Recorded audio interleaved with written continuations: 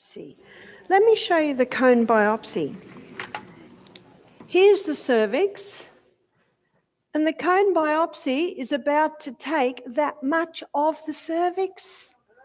This much here, what's she got left? And you know, wherever you cut the human body, you've damaged the human body. And she looked at them and said, "No, thank you." And she walked away from it.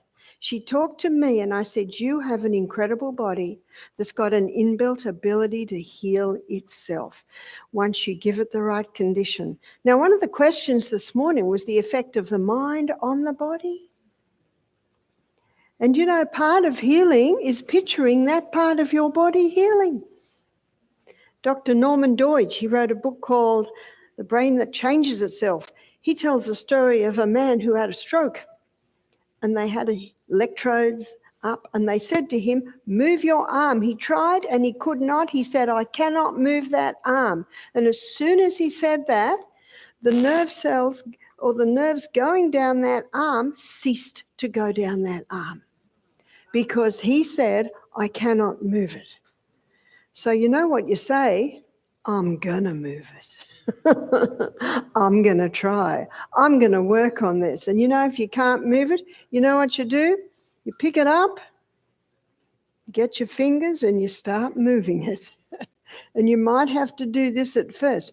But once you start moving that arm, the little pathways in your brain for that arm get revived. So how important it is for the brain. And this woman, she had that original biopsy because of fear. And fear effectively compromises our immune system. Got that?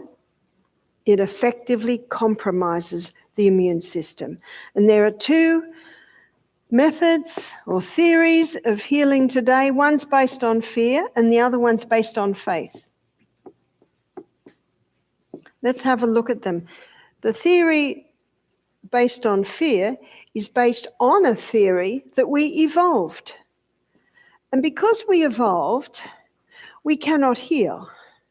And because we cannot heal, then the pharmaceutical company has created a lot of drugs. And this company was based on deception. Let me give you an illustration of the deception. New cancer drug. I read this in Time magazine. New cancer drug, 50% cure rate. I'm reading the whole thing. Oh, only costs $10,000 a dose. Reading further. 2 people were tested and 1 died. It's a deception. You know what deception is? Not as it seems. This other system was created on a fact that we were created in the image of God. We were created to heal. And we all know that we were created to heal because I'm sure we've all had a cut or a scrape or a break in our lifetime. Yeah? Put up your hand if you haven't. Nearly caught you. We all have. And did it heal? That same healing power that healed that scrape or cut or break is all through the human body. We were created to heal, and sometimes we may need a little help. And in our class this morning, we looked at a few simple helps that you can apply. And Psalm 104, verse 14, the Bible says, God gave herbs for the service of man. They work with the body. They're there to help your body heal. This is truth. This system is based on truth. And we have a choice because remember, it's our God-given right. And sure that the last bastion is our body. Is that true? It's our body. We are the ones that choose what we do and what we do not do to our body. And that's why information is so important, because we can only make decisions on the information available. So what I'd like to take you through now is what is our immune system. And if someone said to you, what's your immune system, what would your answer be? A lot of people aren't sure what their immune system is. What do we mean when we say our immune system? I think most people see the immune system as our white blood cells, yeah? Would that be right? Our white blood cells, they're our internal army. And they're often misunderstood. Because when they die, and they die in the process of actually healing you, they leave pus. And when we see pus, what do we think? Infection, the body's just doing what it was designed to do. And this morning we learned about how a grated potato poultice can actually help to pull that out, especially if it's in a foot or a toe. And if it's in the ear, cooked onion poultice can help to pull it out. Because often in an injury, the blood tends to sit and pool in the area, and the simple natural treatments can help move that. So what is our immune system? The frontline defense of our body is our skin, because our skin is like a suit of armor. It covers our whole body, and if we scrape that or cut it, we need to be careful with that, because now we've exposed the inside of our body. We need to keep it clean. We need to keep it covered. Is that right? Because we've lost that suit of armor there, that skin. Let's go to the head and have a look at 7 openings through the skin. We've got 2 ears, 2 eyes, 2 nostrils, and a mouth. Let's start with the ears. There's a whole lot of defense systems in there. We've got little hairs in there. We've got some wax in there, which can catch anything that might go in. And then we've got that lovely door called the eardrum. And the eardrum, of course, is the protection to protect the inside of the body from the outside. Let's go to the eyes. The structure of the eye is incredible. And when you look at the skull protrudes out a little bit so that if anything were to hit like this, the eye's protected, because it's protected from a large foreign object by hitting there. But if it's smaller, we've got another line of protection, and that's the blinking reflex. And we've got the eyelashes, and the blinking reflex and the eyelashes help to protect the inside of the eye. But let's say it's quick and it's even smaller and it gets through into the eye. Well, then we've got another defense system, and that's the mucus that the eye swims in. So if it's a bug, it's not going to live long in there because it's going to suffocate. And then we make our eye go around the world a few times, and it comes to the center and we can flick it out. Let's look at the nose.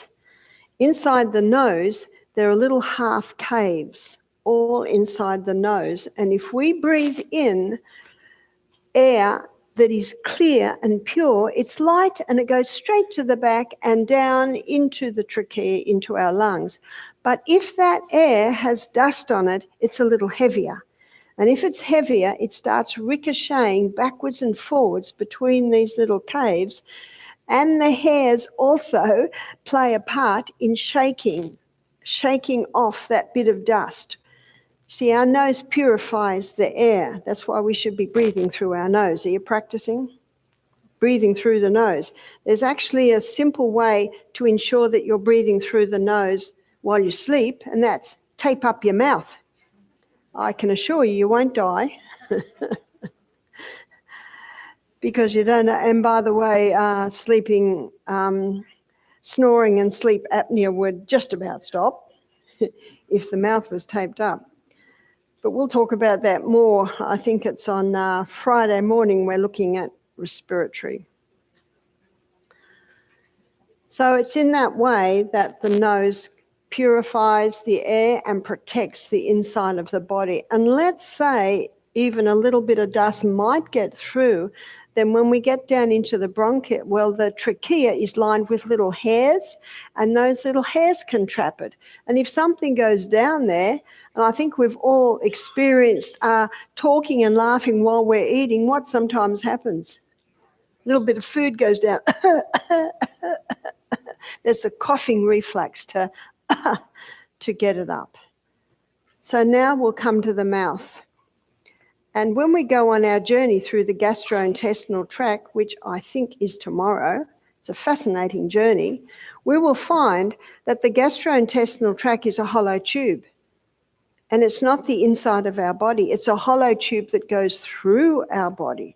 And anything that goes into our gastrointestinal tract is not part of you or me till it gets broken down to tiny substances, then absorbed out of the gut and into the blood. So there's a whole lot of defense systems in this hollow tube protecting the inside of the body for any harmful pathogens. And the first line of defense in our gastrointestinal tract is hydrochloric acid.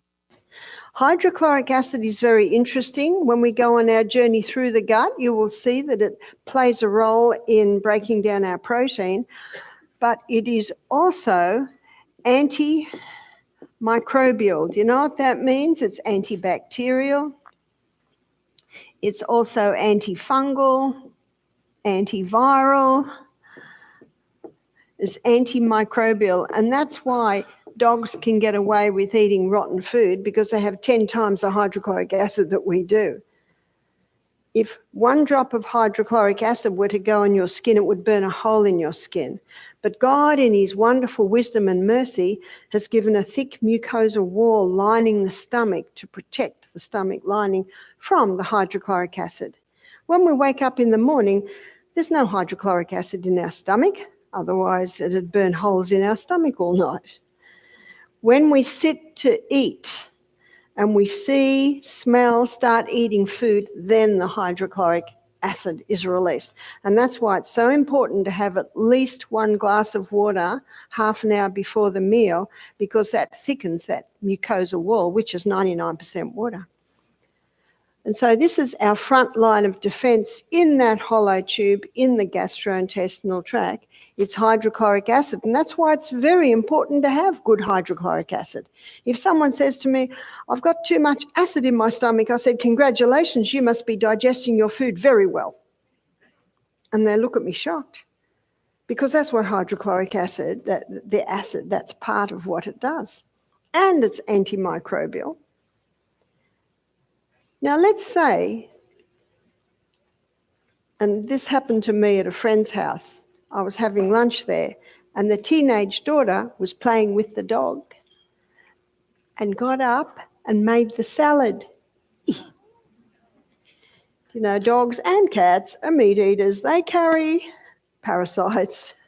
And I'm watching this thinking, oh, I'm about to eat a salad that's quite possibly got a few nasties on it, and these are microscopic, you can't see them. Now, I'm not against animals, but I do not agree with having animals in the kitchen.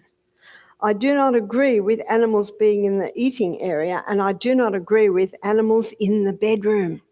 I used to do a live blood analysis at Misty Mountain Health Retreat, and I was looking at a girl's blood one day, and I saw this parasite. You can see them. You can see the white blood cells, you can see the red blood cells, but this was a tiny little creature that was zooming around her blood. I was chasing it, because I'm seeing it under the microscope. I said to her, do you have animals in your home? She said, I sleep with 4 cats every night. I said, well, look what they've given you. Okay. And so here I am about to have lunch, and this girl's touched the dog and patted the dog and made the salad, hasn't washed her hands. And you know what I think? Well, I'm not drinking with my meals. I'm leaving 5 hours between meals. I've got nice, strong hydrochloric acid. I'm sure it'll deal with it. Now, I'm going to tell you a scary story now. A lady didn't want to tell me this. She did not want to tell me, but she had to tell me. She said, Barbara, I said, just tell me. I've had some bad news in my life. I'm ready. My 10-month-old baby was crawling on the grass and she ate some dog droppings. I said, well, it's not what we really want our little ones to eat, but I've got some good news. It's going to go in one end and out the other.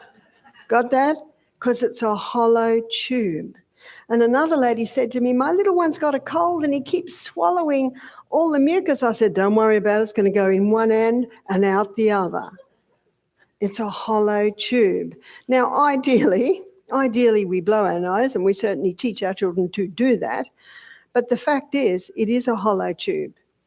And there are a whole lot of processes in place which we're about to look at, the main process to protect the inside of our body. So hopefully my hydrochloric acid killed any yeasts or bacteria that were on that lady's hands from patting the dog and went into the salad. We've got another line of defence, and that's what lines our small intestine. Our small intestine aligned with villi. And up the middle of the villi is a lacteal, that's part of our lymphatic system, and all through the villi is a blood capillary network. As we will see when we go on our journey through the gut, and as I mentioned previously, anything that goes into our gastrointestinal tract is not part of us till it gets out of the gut and into the blood. But lining the gastrointestinal tract is a thick turf wall. And this thick turf wall is our microbiome. This thick turf wall is made up of Lactobacillus acidophilus, bifidus bacteria, and many, many other bacteria and yeasts, Candida albicans, and in the right balance, they work perfectly together. And this gut flora is not in the gut of a baby, a newborn baby. In fact, a newborn baby's gut is sterile. And I was listening to a presentation by an obstetrician. The show was on gut microbiome. And he was in his late 70s, and he said, "We always thought God made a mistake putting the birth canal and the anus so close." He said, to the point where 50 years ago, if a woman went into labour, we gave her an enema. Now, any ladies over the age of 70 can probably remember that. If a woman went into hospital, I've got a few beautiful silver-haired ladies down the front nodding. Yeah, that's what happened. You went in to have a baby, you were given an enema. They wanted to clean out that large past the colon because when that baby's born, we don't want it anywhere near what's going to come out the other one. He said, we now know it's a perfect design. They finally realised it's okay. You see, God doesn't make mistakes. When that birth canal stretches open with that head coming out, the next hole stretches open too, which is the anus. And so the air coming out of there is laden with the microorganisms lining the gut, and the air touches the baby's face and the baby goes, and takes the first breath and does a couple of swallows, and those microorganisms come down and start populating the gut. Notice what this obstetrician said. We now know it's a perfect design.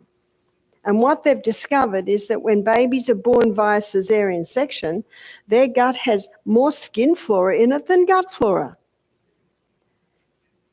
And in the first 3 days after the birth of the baby, the mother's breasts are rich in colostrum. Colostrum is a thick, creamy substance that is rich in microbiome. It's not until the 3rd day that the mother's milk comes in. And the milk is a little different. It's thinner and more runnier. And I was talking to a man, he contacted me, he said, Barbara, my wife's just had a baby and there's no milk. I said, are you in a maternity hospital? He said, yes. He said, haven't they told you that the milk doesn't come in for 3 days? But what is in the breast is incredibly important to build up the baby's gut flora. And I was talking to a farmer, and he said, if a cow gives birth to a baby calf and dies in childbirth, if they don't find another calf that's just had a baby to feed that baby calf colostrum, he said, we may as well put that calf down because that calf will ever be a sickly calf. Those first few days are so important, is to have the colostrum. I've had 6 babies, and I can remember feeding them and hearing swallow, swallow, swallow, swallow. That's the colostrum that's in the breasts in those first 3 days. And what that contributes to the building of the gut flora. And this is why I do not agree with a woman having drug medication while she's pregnant. Because if a woman has drug medication while she's pregnant, most drugs kill off gut flora. Antibiotics is a good example. One writer said taking an antibiotic is like dropping an atomic bomb in the gut. What did the atomic bomb kill? The good and the bad alike. And that's what antibiotics do. They're not exclusive. They just kill everything. Whereas garlic, it'll kill the bad and not the good. Olive leaf extract, it'll kill the bad and not the good. And so when you compromise this gut flora, if a woman gives birth to a baby with compromised gut flora, what does she give her baby? Compromised gut flora. And one of the reasons a woman might have antibiotics in pregnancy is she has a urine test and they find strep B. And the doctor and the nurse tell her you must have an antibiotic because the baby, when it's born, if it's contacted with this strep B, it might go blind and it might die. So why does the woman take the antibiotic? Fear. And God said in 2 Timothy 1 verse 7, he said, I've not given you the spirit of fear, but of power, of love, and a sound mind. Isn't knowledge power? Love holds us together, and a sound mind weighs up the pros and cons. And that's why if a woman shows strep B, you must take this antibiotic. What does she do? She takes the script and she says, thank you so much for your advice. I'm going to seriously consider this. And she leaves. And she goes to the health food shop. And if she wants to, she can buy the olive leaf extract and take it 3 times a day. And some would say, but is it safe? Oh, we're getting back to safety, are we? I tell you what I do not consider safe, and that is the killer antibiotic. I'm not against antibiotics. They have saved lives, they will continue, but that's what they should be kept for. Not a sore finger, not a sore toe, no. Not a cough, especially when we saw this morning, all they need is the flu bomb and onion cough syrup and onion on the bottom of their feet. They don't need an antibiotic because we have a body that's got an inbuilt ability to heal itself, and it will. I was reading an article in the paper about a study they did. 100 people got the flu, all had bad colds, bad coughs. 50 took antibiotics, 50 didn't, all got better. Did you hear that? They all got better because we live in a body that's got an inbuilt ability to heal itself. And we're getting to that well-known immune system in a minute. And the reason why I wanted to talk to you about the gut flora is because 70% of our immune system is established by our gut flora. Our gut flora. And that's why the farmer, he'll put that calf down if it hasn't had that colostrum, because that colostrum is so essential in building up our immune system by building up the gut flora. Hippocrates, father of medicine, he said all disease begins in the gut, and he didn't know the intricacies of what I'm talking about now with gut flora. So let's have a look at what that gut flora does. That gut flora is responsible for the final breakdown of the food, and we will be defining that when we go on our journey through the gut. It's responsible for the absorption of our nutrients out of the gut and into the blood. This gut flora is responsible for nourishing the cells that line the gastrointestinal tract. But what I particularly want to target on is the 4th function of this gut flora, protection. It is another line of defense in our gastrointestinal tract, protecting the blood, protecting the inside of the body against any harmful pathogens. So if the hydrochloric acid is low, because the person's eating all day long and drinking with their meals and having the largest meal at the end of the day and stressed all the time, that they will very effectively cut hydrochloric acid release. Well, let's say hydrochloric acid's low and the bacteria, the fungus, the yeast that's on the food got past hydrochloric acid, we've got another line of defense. But what if the person's just had a course of antibiotics because they had a sore finger? My son, he went to the doctor one day, never been before. I think he was 30 when he went, because he had a sore elbow. Now, his whole arm had swelled up and he put grated potato on that, as Mum does, and it all came down, but not the elbow. So he went to the doctor and the doctor said, bursitis. What's bursitis? Inflammation of the bursa, which is the fluid around the elbow joint. He said, take this antibiotic. Now, I don't think every doctor would prescribe an antibiotic for that, but this one did. James stood up and said, I've never taken an antibiotic in my life and I'm not about to, and he left. Do you think that doctor's ever heard that? And he rang me up. More doctors need to hear that. Get that? More doctors need to hear that. We are the ones that will change the system. But you're always very nice, of course. No, thank you very much. No, thank you very much. You've got to. I'll seriously consider your opinion, and you leave. Don't go into argument or dialogue. It'll just upset you. Just leave. Just leave very nicely. So James went home and rang Mum. I said, joint, try ginger. He tried the ginger poultice and then rang me 24 hours later and said, thanks, Mum, it's all gone down. Now, that young man was 30 and he'd never had an antibiotic. Do you know my children didn't have antibiotics? And do you know they're all still alive? And my 25 and a half grandchildren haven't had antibiotics, and guess what? They're all still alive, because we have these incredible systems in our body.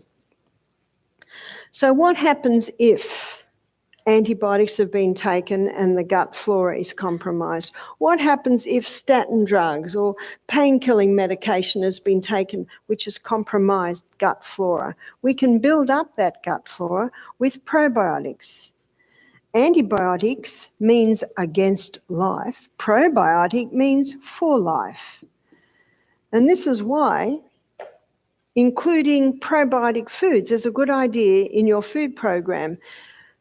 Probiotic foods would be sauerkraut, yogurt, and you can get some very nice plant yogurts. I had a delicious cashew yogurt not long ago. You can get almond yogurts, you can get coconut yogurts, kefir. Kefir, you can get water kefir, or kefir is like makes like a yogurt. Kimchi, there's so many different cultured foods. Miso, which is the Japanese paste that you can use to make lentils taste very nice. If someone has had antibiotics, and so they will have a compromised gut flora, my suggestion is to take a probiotic powder 3/4 of an hour before breakfast every day for 2 months. Truly, that's how long it will take to once again build up this gut flora. And also I thought I hadn't written it right, not pro-life, probiotic. Well, what's a prebiotic? A prebiotic simply is fibre. Fibre feeds microbes. And the more fibre you eat, the more microorganisms you are feeding in your gut. So it's important to count your fibre just to check. So let me count my fibre this morning. Here's my fibre this morning. I had raspberries, and I had blueberries, and I had blackberries, and I had strawberries, and I had chia seed, and I had almonds, and I had Brazil nuts, and I had some simple knead bread that had several different grains in it. So what did I have? I had about 9 different fibres for breakfast. Count your fibres. We should have at least a variety of 7 different fibres at each meal. Got that? And you can have 10 different types of grapes, and those 10 different types of grapes will all feed a different microorganism. Interesting. Fibre is very important for the gut, very important for our microorganisms in our gut. So that's how you can boost your microorganisms, because as you can see, it's a very important part of establishing our immune system. But let's say the bacteria got past the hydrochloric acid. Let's say the bacteria got past this gut flora. Maybe it slipped into a little hole here and now it's in the blood. What's going to happen now? Well, now we look at our major defense system, which is the white blood cells. And I'm going to show you the different types of white blood cells we have. We have 5 different types of white blood cells. One is a neutrophil. And neutrophils, they're a white blood cell that takes up 65% of our immune system. They take up the largest amount. So that the neutrophils are quite amazing how they work. And the lymphocyte, they're the scouts. And the lymphocytes, they communicate with the neutrophils and they say, hey, a bit of bacteria has just come into the blood, quick. And so the neutrophils go to the area and the neutrophils surround the bacteria, totally surround it, and then release hydrogen peroxide. Did you know that your white bloods release hydrogen peroxide and kills the bacteria, but in the process, it dies. And that's basically what we know as pus. Now, in small amounts, it's just taken away through the bloodstream, and we've got an amazing system of elimination in the body. After the break, we're going to have a look at the liver, and the liver is the major organ of detoxification, and I'm going to show you how it deals with waste in the body and how it's eliminated. So the lymphocytes, they make up 20% of the white blood cells. Our white blood cells are made in our bone marrow, except for the lymphocytes. The lymphocytes are made in our lymph nodes. So your lymph nodes are in the neck, under the armpit, and in the groin. The lymphatic system is a system that sweeps away waste from the tissues. And any waste that might have been in the tissues taken into the lymph nodes, the lymphocytes can deal with them in the lymph nodes, dumped into the blood, and then we sweat it out, urinate it out through the colon. It's an amazing system. Monocytes. Monocytes are a white blood cell that acts as a cleaning system. So if there's just a bit of bacteria or yeast in the blood, the neutrophils come along, surround it, kill it, and then the monocytes effectively clean that up and take it away. We sweat it out, urinate it out by the colon. Basophils. Basophils are another type of white blood cell, and they make up 3%. And eosinophils, they are another white blood cell that makes up about 2%. And basophils and eosinophils, they will be found in higher amounts whenever there's an allergy. So whenever there's an allergy, there will be more basophils or eosinophils. Eosinophils are the histamine carriers. So if someone has sneezing, say they got hay fever, a lot of hay fever, what does the doctor give them? Antihistamines, yeah? So what we need to look at is why they are sneezing. They're sneezing because they've got an allergy. And then what's often blamed as the allergy are pollen, dust mite, the cat, the horse. But what I have found, when the most common allergen foods are stopped, there's no more allergy to dust mite, there's no more allergy to pollen, and there's no more allergy to cats or horses. Isn't that interesting? So what are the most common allergens? The most common allergens are dairy and wheat.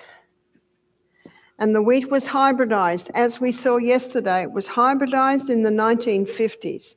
It created a very complex protein structure, and the body often develops an allergic response to it. Oats, as we also looked at, are very high in a plant chemical called lectins.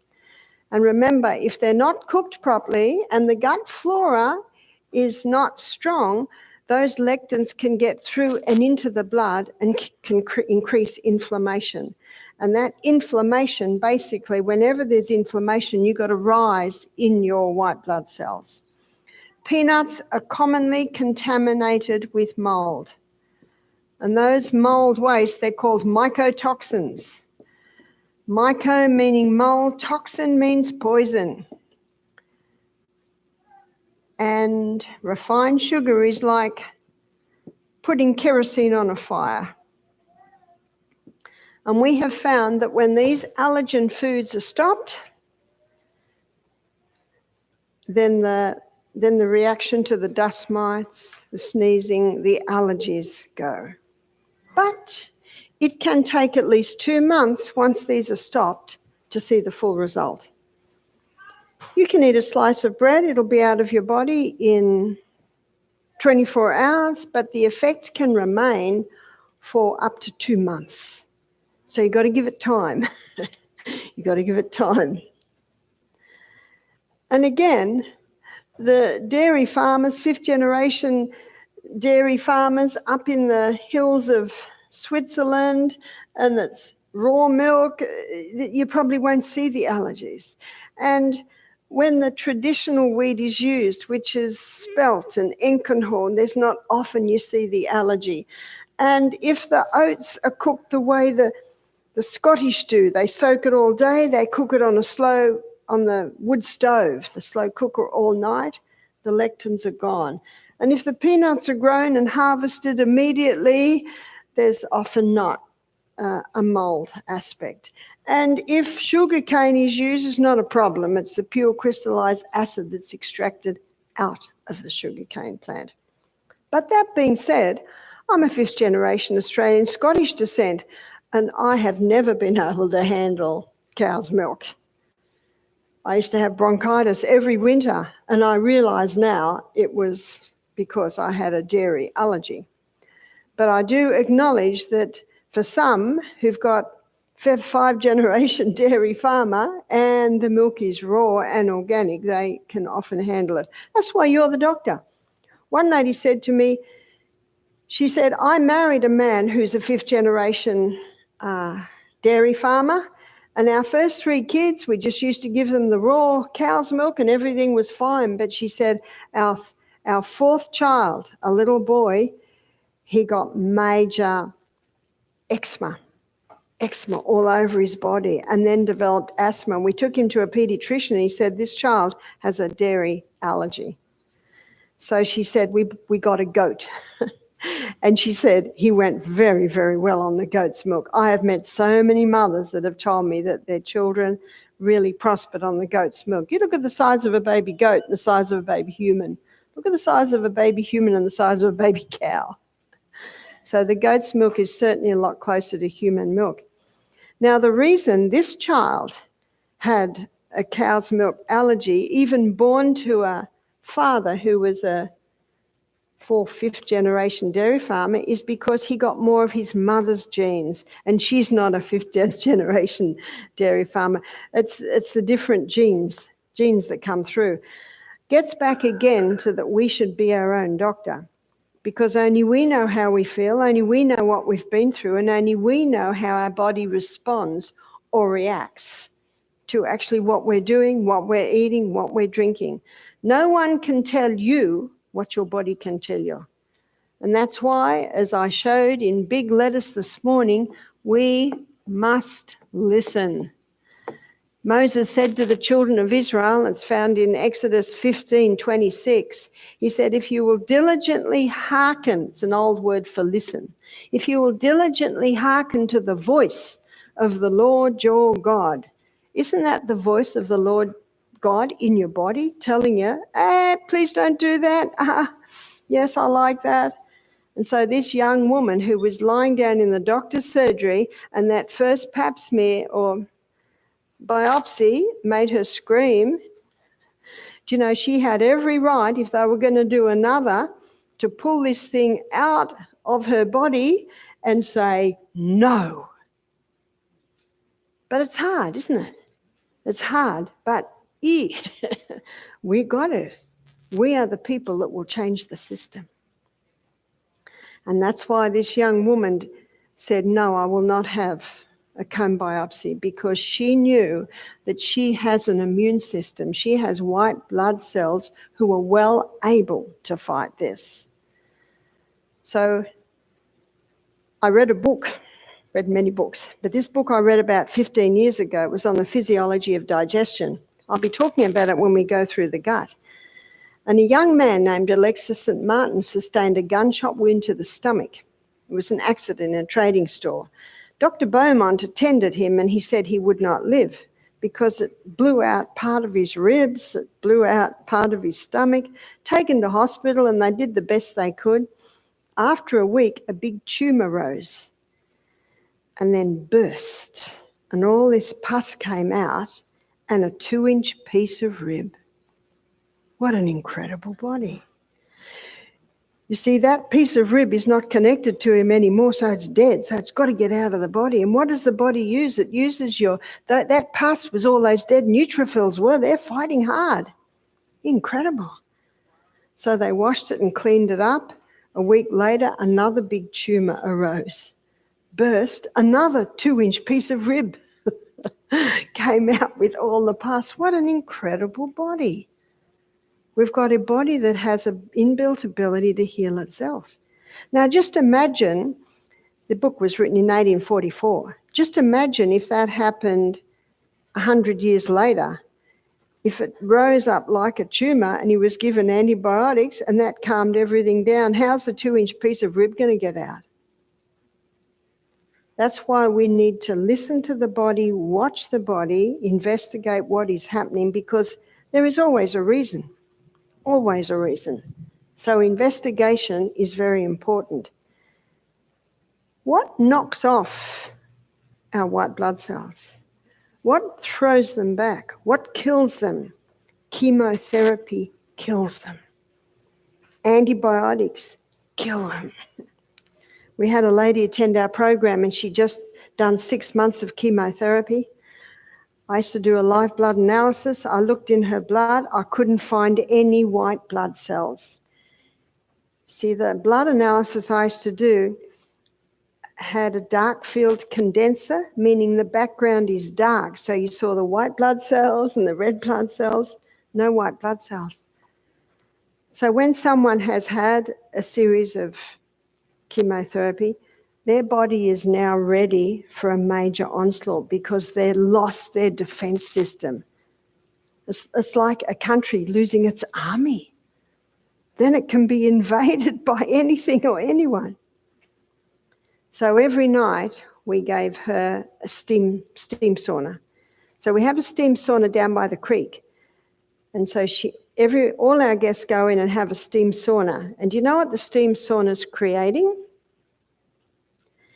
It's creating something that I think you know very well. It's called a fever.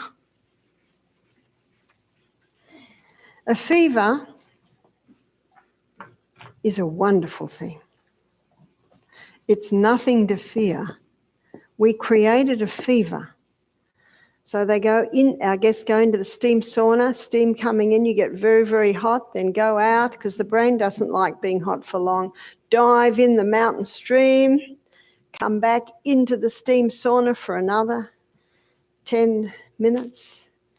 Again, go out and dive in the mountain stream again, come back into the steam. It's easy up to 104.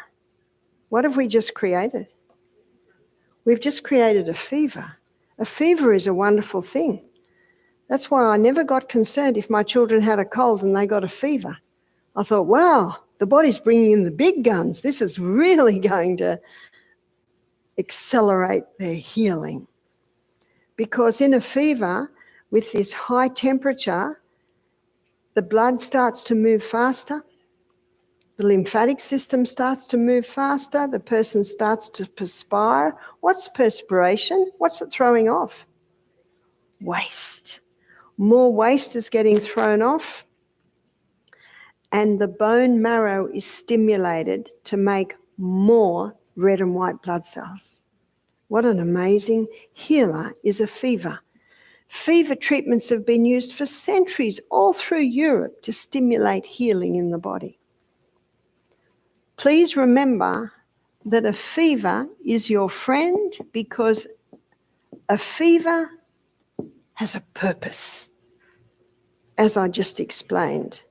And if the person's just getting a little too hot, I've never taken my temperature. I never take my baby's temperature, my children's temperature when they get a fever. What's the point? They're hot. So what puts fire out, students? What does the fire engine have a lot of? Water. Water puts the fire out. In fact, one fireman said to me, do you know that when all the rubbish is burned up, the fire goes out? And that's the third point to remember. So when the rubbish is burnt, the fire goes out. Do you know what this means? Is that the fever will stop when it's done its job, when it's actually done what it was designed to do. And what was it designed to do? It was designed to boost the immune system. It was designed to kill off harmful pathogens that might be in the blood. It was designed to increase perspiration, which increases the body's ability to throw off the waste.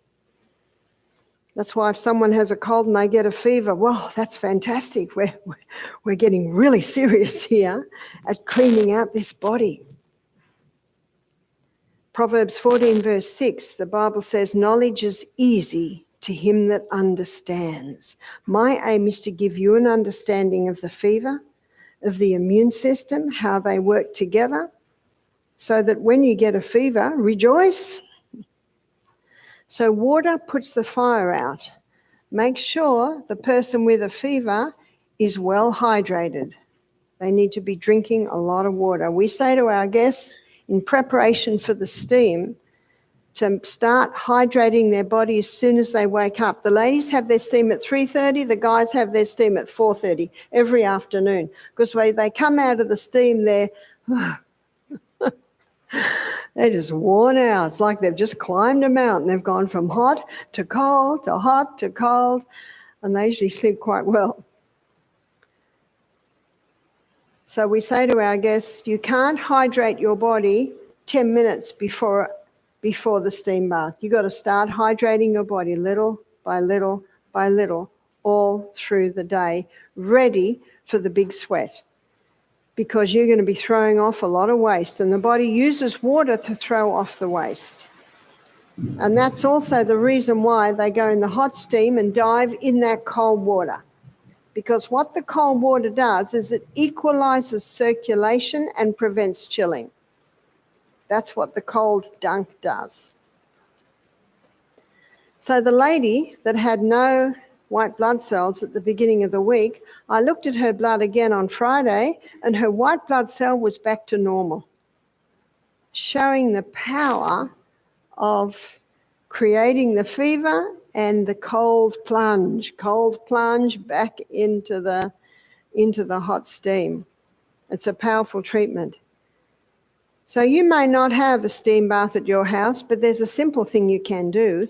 You can just turn the hot tap off at the end of every shower. Well, you don't. In Australia, we have a hot tap and a cold tap, but I notice here you have one dial, don't you? And over here is hot, and then over there is cold. So just turn it way over to the cold and have that quick cold. What that cold will do is will equalize your circulation, and it'll prevent chilling. It'll give your immune system a great boost. And there's a lovely river over there near where I'm staying. You can dive in that every morning and have your cold plunge. I'm not in there for long, but it gives a wonderful boost to your immune system. The reason why the cold is so powerful at boosting your immune system is we're warm-blooded creatures. So of course we don't like the cold, but it's just brief, it's just quick, and you just do it to get a reaction in the body. And so I'll give you the story of a little boy. And this little boy had a sore finger. It was twice the size. His mother came to see me about another issue. And I said, what happened to the finger? Because I just couldn't help myself seeing this huge finger. I said, hey, what happened to that? It was all red and the top was like a volcano and it had pus there, but it was all sealed. She said, he's got cellulitis. That's what the doctor said. Well, that's not rocket science. You know what cellulitis is? Inflammation of the cell. Yes, we can see that. I said, but something must have happened to the finger. She said, well, he had a blister and the blister broke and he's playing in the dirt with his Matchbox cars. What's happening now? Dirt gets in. Remember what the skin is? The skin is a front line of defense. So when it breaks, if dirt gets in, whoa, the lymphocytes are going crazy. Lymph fluid is being sent there. The SWAT team is sent there. The finger swells to try and block any of that bacteria going to the rest of the body. The neutrophils are busily giving themselves, which is what all the pus was. It's just an incredible system whenever there's an injury of what the body does. And I said, right, yeah, I can see that. I said, what have you been doing? She said, he's on his second course of antibiotics. This is 10 days. Second course of antibiotics. And I'm looking at that finger and I'm thinking, I don't think it's doing much. She said he's on sleeping tablets to sleep at night and he's on painkillers, 7 years of age. I said, can I try something? She said, please. So I got 2 cups. And this is what we looked at briefly this morning. We got 2 cups. And in 1 cup, it was more like a mug, I suppose, I put hot water. And I put the finger into the hot water. And when hot water touches the body, it has a stimulating effect.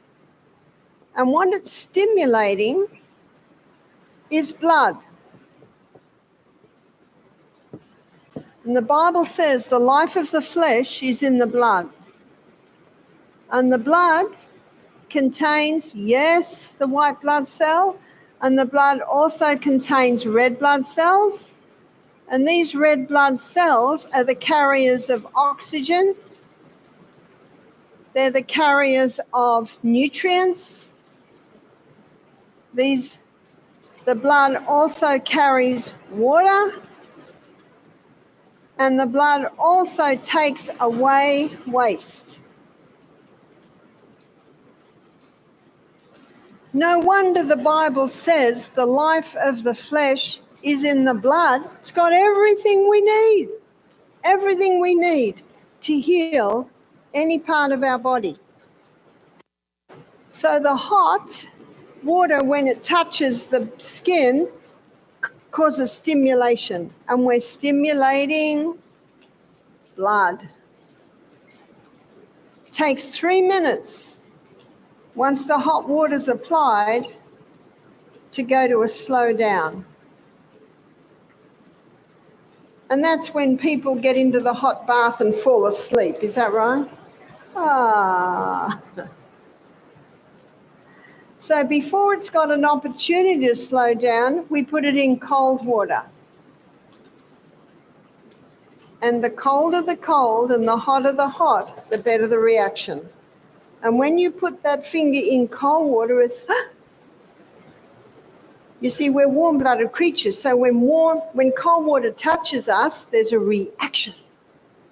There's a reaction because if we stay in a cold, like when the Titanic went down, a lot of people died because their body just stopped. It slowed down to the point that it just stopped and they died. It's called hypothermia. And so when cold water touches us, there's a reaction. And the hydrotherapist uses that reaction. So after putting the finger in the hot water, I put it in the cold.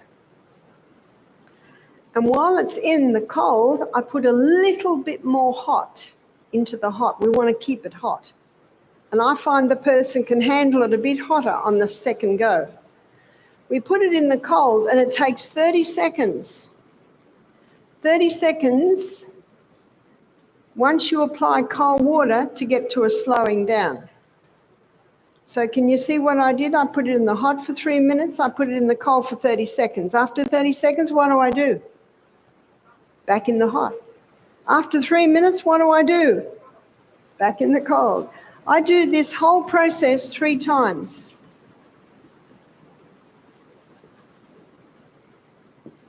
When that little boy's finger was in the 3rd hot, he smiled. What does the smile tell you?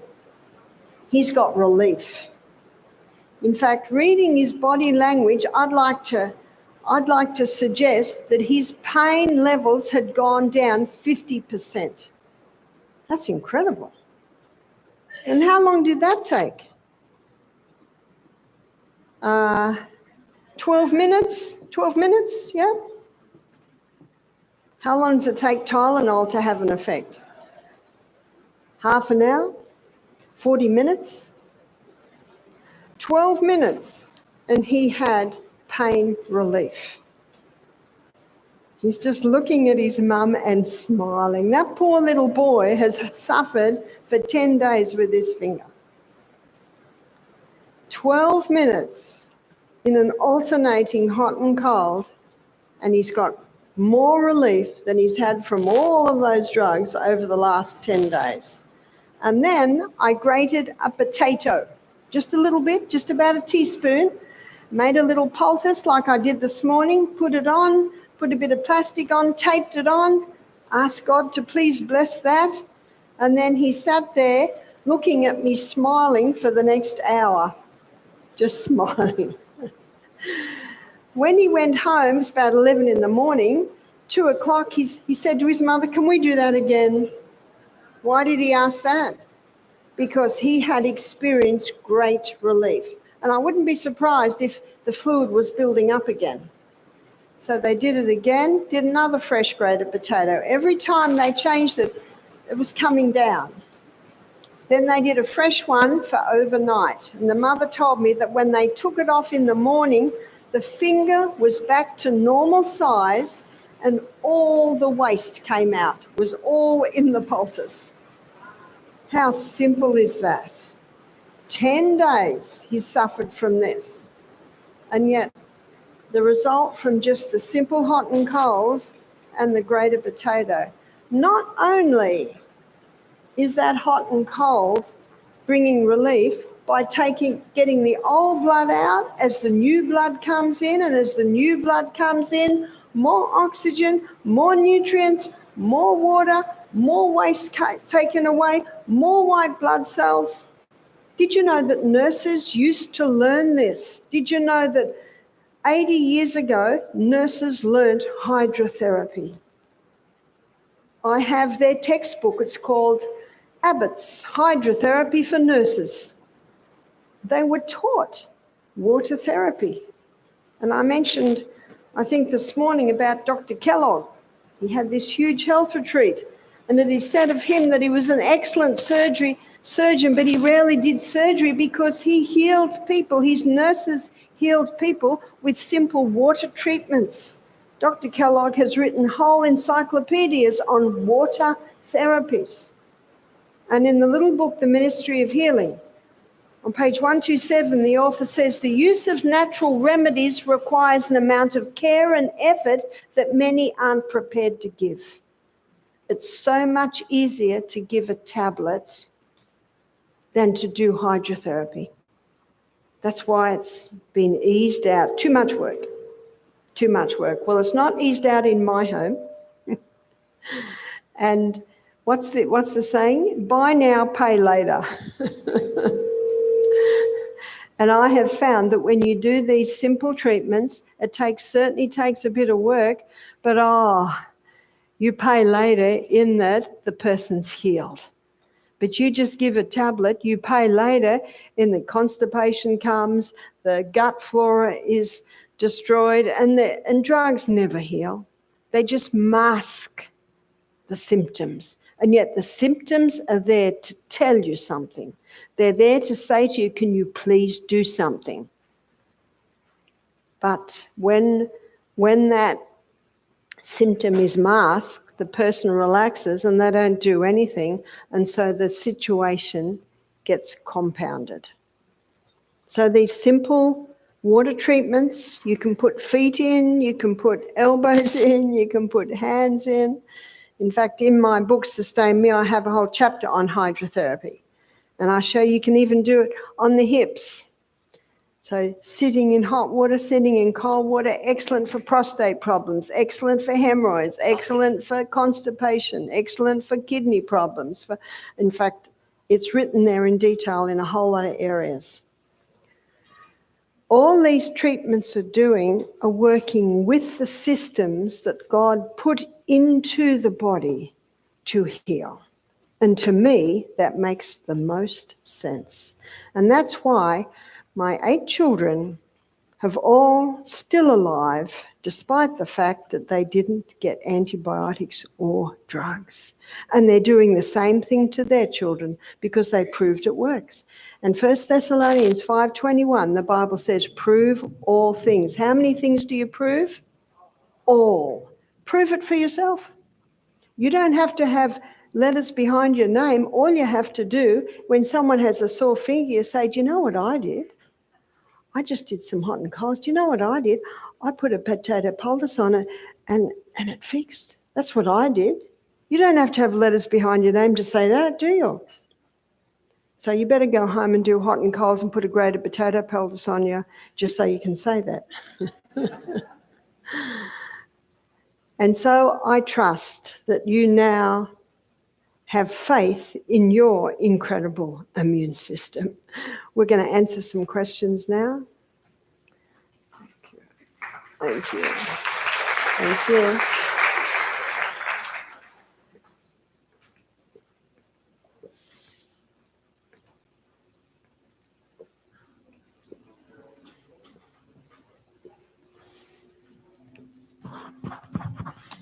Thank you, Barbara. That was an amazing lecture, right? A lot of good information there. And all this information, what I like about it is that it's easy, it's practical, and these are things that you can do in your home. And what you all are learning today, it's your responsibility to share with others and take this out so more people can know this information, because we do need to get the word out that there are ways you can be proactive in your health. Okay, so we have a few questions. Do we have a light right here? Okay. There's a light here. There's a big light there. Okay, what's the best way to naturally heal breast lump that's hurting? It comes and goes. Seems the breast tissue is swollen. How do you identify if it's cancerous or hormone related? It is definitely hormone related, because if the hormones are balanced, then a lump does not grow. And I would never have a biopsy. So how do you know what it is? Why do you need to know what it is? So if it was me and I had a lump in my breast, that would immediately indicate I need to balance my hormones. Because as you will see tomorrow when we look at hormones, rises in progesterone is what causes these lumps. And there's no need for a blood test, because any hormones in the blood at any given time aren't all biologically active. You don't need to have tests. I never have tests. So if a lump rose, I would immediately go on the hormone balancing cream, and I would apply castor oil compresses. And I was talking to a lady just before this lecture. She said she applied castor oil compresses and her lump went from the size of a mandarin down to the size of a peanut. Wow. And I just heard that story, but I have heard that story many times. And so that's what I would do. Amazing. Ear pods have become very popular and keeps from disturbing others. What are your suggestions? I don't know a lot about ear pods. I don't know a lot about technology. I just know that the electromagnetic field coming out of these devices is very different to the electromagnetic field in our body. So I'm sorry, but I can't comment on that because I do not know. Thank you. And how late should someone not eat before going to bed? How late should someone eat before they go to bed? Right. Okay. Ideally, you should eat probably 3 hours, ideally a little bit longer before you go to bed, because digestion takes 3 to 4 hours. So after 3 hours, it's mostly digested. What typically causes arthritis, and how can you heal from it? There's a book called Sustain Me, and in that book I have a chapter on arthritis. Now, yesterday we looked at the acid-alkaline balance in the body, and we had a look at how arthritis and gout, they thrive in an acid environment, so going to a more alkaline diet. And in my next lecture, we're going to be talking about liver detox, and I'm going to take you through the 2 days on juices that our guests do at Misty Mountain. And I know Eden Valley in Colorado, they do the same because I have worked there a few times. And carrot, celery, and apple juice is a very alkalizing juice. And ginger poultices on the arthritis, and also wearing castor oil compresses overnight. But in my book, Sustain Me, I have all of that written down. Okay, thank you. And after menopause, how can one encourage appropriate hormone levels for vitality? There is a book called, Sustain Me. And I have a chapter on hormones, but I also am going to be going through the hormones tomorrow. And there is a cream called the Wild Yam Cream, and you can go to officialbarbaro'Neill.com and it'll show you how you can order the Wild Yam Cream. When it is applied to the skin, the fat cells take it up and it stimulates the pathways in your body that your body uses to make hormones and restores balance. That's the good news. Thank you. Is it safe to dye color hair? It depends what you're dyeing your hair with. If you dye your hair with chemicals, it is not safe. But if you dye your hair with something like henna, which is a plant colouring, it certainly is safe. But I encourage people to love what you have. Love your silver hair. Recommendations for parasite detox. For a parasite detox, I always look at, well, why is the parasites there? It could be there because of animals in the home, and it could be there because the colon is not working well. So Dr. Kellogg said 3 intakes of food a day should equal 3 evacuations a day. And if you are not going 3 times a day, you probably notice that your colon won't do what you tell it to do. But when we go on our journey through the gut tomorrow, I'll be showing you how you can encourage your colon to go more regularly. But if the colon is only emptying once a week or once every 3 days, then you've got this build-up of waste in your colon, and that's where parasites love to live. Oh, and there is a parasite cleanse using herbs like black walnut, and another one is wormwood and oregano essential oil. They're very, very strong herbs, and they will kill parasites. Thank you. Effective insomnia relief. To be able to sleep 8 hours. I think everybody wants to sleep 8 hours, right? Yes.